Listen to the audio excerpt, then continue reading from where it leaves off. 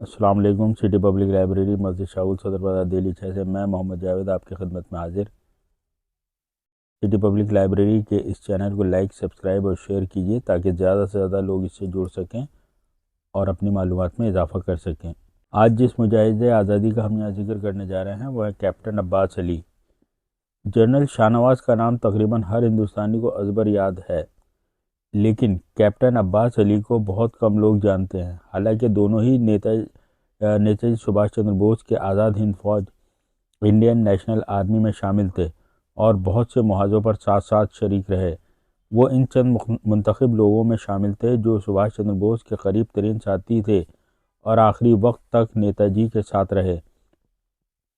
بہت ساری رپورٹوں سے پتہ چلتا ہے کہ شاید کیپٹن عباس علی کو سبھاش چندر بوس کے اچانک غائب ہو جانے کے بارے میں مزید تفصیلات کا علم ہوگا۔ نیتا جی جو بنیادی طور پر کانگریسی رہنما تھے اور انڈین نیشنل کانگریس کے صدر بھی رہ چکے تھے، وہ جوشیلے آدمی تھے اور ان کے اسی جوش و جذبے نے ان کو پورے ہندوستان میں انقلابی نوجوانوں کا ہیرو اور آئیڈیل بنا دیا تھا۔ انہوں نے جرمن نازیوں سے تعلقات استوار کر کے برطانوی سامراج کو ہندوستان سے خریدنے کی کوشش کی اور پھر جاپان کے ساتھ مل کر انگریزوں کے خلاف محاذ سنبھالا۔ پورے ہندوستان سے ہزارہ نوجوان ان کی دعوت پر لبیک کہتے ہوئے ان کے قافلے میں شامل ہو کر انڈین نیشنل آرمی کا حصہ بن گئے۔ کیپٹن عباس علی جو اس جنگ میں زندہ بچ گئے، وہ بالآخر ہندوستان واپس لوٹے اور سیاسی طور پر متحرک ہو گئے۔ کیپٹن عباس علی کی پیدائش 3 جنوری 1920 کو اتر پردیش کے خرجہ ضلع میں ہوئی۔ ان کا تعلق مسلم راجپوت خاندان سے تھا اور یہ کیپٹن بھگت سنگھ کی بہادری اور ان کے کارناموں سے بہت متاثر تھے۔ ان کے سوانح نگاروں کا کہنا ہے کہ لڑکپن ہی میں کیپٹن عباس علی بھگت سنگھ کے ذریعے قائم شدہ تنظیم نوجوان بھارت سبھا کے ممبر بن گئے۔ یہ اس وقت کی بات ہے کہ جب عباس علی ابھی ہائی اسکول کے طالب علم تھے۔ ہائی اسکول کے بعد اتر پردیش کے مڈل کلاس گھرانوں کی مانند ان کو اعلیٰ تعلیم کے لیے علی گڑھ یونیورسٹی بھیجا گیا۔ یہاں عباس علی کی دوستی کنور محمد اشرف سے ہو گئی اور وہ آل انڈیا اسٹوڈنٹ فیڈریشن کے ممبر منتخب ہو گئے۔ بچپن سے ہی ان کے دل میں انقلاب کی محبت گھر کر گئی تھی اور کسی طرح ان کو لگا کہ برطانوی سامراج میں اندر سے سیند لگا کر وہ ہندوستان کو آزادی دلا سکتے ہیں۔ یہ سوچ کر وہ 19 سال کی عمر میں ہندوستان کی برطانوی فوج میں شامل ہو گئے۔ دوسری جنگ عظیم میں کیپٹن عباس ہندوستان کے مختلف آفیسرز ٹریننگ اسکولوں بشمول بنگلور، فیروزپور یعنی پنجاب، وزیرستان پاکستان، نوشیرہ یعنی Pakistan, Khanpur camp Delhi, Bareilly cantt UP, Bhiwandi Maharashtra, Singapore, Ipoh Penang کو کوالالمپور اور رنگون میں تعینات رہے۔ ایسا لگتا ہے کہ وہ صحیح موقع کے منتظر تھے کہ جیسے ہی موقع ملے وہ برطانیہ کے خلاف علم بغاوت بلند کر دیں۔ جب نیتا جی نے 1945 میں برطانیہ کے خلاف بغاوت کا حکم دیا تو انہوں نے فوراً برطانوی فوج کو چھوڑ کر سبھاش چندر بوس کی آزاد ہند فوج میں شامل ہونے کا فیصلہ کیا، لیکن جلد ہی ان کو گرفتار کر لیا گیا اور یہ بغاوت کے جرم میں ان کا کورٹ مارشل ہوا۔ کورٹ مارشل کا فیصلہ ان کے لیے سزائے موت کی صورت میں آیا، لیکن ہندوستان آزاد ہو گیا اور اس طرح اس سزا پر عمل درآمد کی نوبت نہیں آئی۔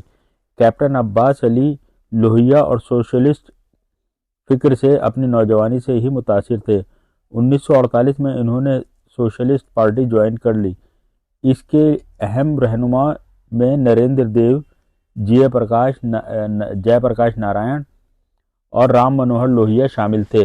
یہ سوشلسٹ پارٹی کے مختلف دھڑوں مثلاً پرجا سوشلسٹ پارٹی، سمکتا سوشلسٹ پارٹی میں شامل رہے اور بالآخر جنتا پارٹی میں 1977 میں شامل ہوئے۔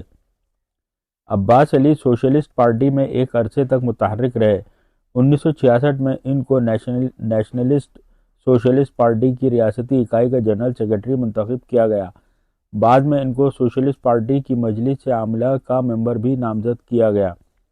اندرا گاندھی نے جب 1975 میں ایمرجنسی نافذ کی تو ان کو بھی ڈیفنس آف انڈیا رول کے تحت گرفتار کر لیا اور پوری ایمرجنسی کی مدت میں یہ جیل میں قید و بند کی صعوبتوں جھیلتے رہے۔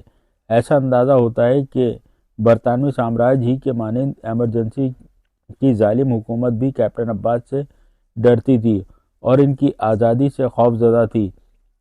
1977 میں جب ایمرجنسی اٹھائی گئی اور ان کی پارٹی بالآخر جنتا پارٹی کا حصہ بنی تو ان کو اتر پردیش لیجسلیٹو کونسل کا ممبر منتخب کیا گیا۔ اس میں کوئی شبہ نہیں کہ کیپٹن عباس علی کی نیتا جی سبھاش چندر بوس سے محبت و عقیدت زندگی بھر قائم رہی۔ اپنے انتقال کے کچھ عرصے پہلے 15 اگست کو علی گڑھ کے ایک پروگرام میں انہوں نے کہا، میری زندگی کی صرف ایک خواہش کی تکمیل ہونا باقی ہے۔ میں چاہتا ہوں کہ نیتا جی کے آخری کچھ دنوں کی داستان پوری سچائی کے ساتھ دنیا کے سامنے آ سکے۔ 90 سال کی عمر میں انہوں نے اپنی سوانح حیات نہ رہو کسی کے دست نگر میرا سفر نامہ اپنی سالگرہ پر 3 جنوری 2009 کو نئی دہلی میں اجرا کیا۔ 11 اکتوبر 2014 کو علی گڑھ مسلم یونیورسٹی کے جواہر لال نہرو میڈیکل کالج میں ہارٹ اٹیک کے بعد ان کا انتقال ہو گیا۔ ڈاکٹر جی پاریکھ کیپٹن عباس علی کے بارے میں کہتے ہیں، وہ انسانی برابری کے اسی طرح قائل تھے جس طرح فرقہ وارانہ ہم آہنگی اور بھائی چارے کے۔ وہ اس بات کو یقینی بنانا چاہتے تھے کہ سوشلسٹ اور کمیونسٹ کسی حد تک ہندوؤں اور مسلمانوں کے درمیان ہم آہنگی اور محبت پیدا ہو سکے۔ ان کو لگتا تھا کہ ظلم و زیادتی، ناانصافی، نابرابری کے خلاف جنگ بہتر طریقے سے صرف اسی وقت لڑی جا سکتی ہے جب سوشلسٹ اس جنگ کو لڑیں، دوسرے اس جنگ کو نہیں لڑ سکتے۔ بڑھاپے اور کمزوری جسم کے نے ان کو اس بات سے نہیں روکا کہ وہ ماضی کا جائزہ لیں، سوشلسٹ تحریک کے مسائل کو سمجھیں اور ان پر غور کریں، لیکن مسائل کے انبار نے ان کو عاجز اور مجبور کر دیا۔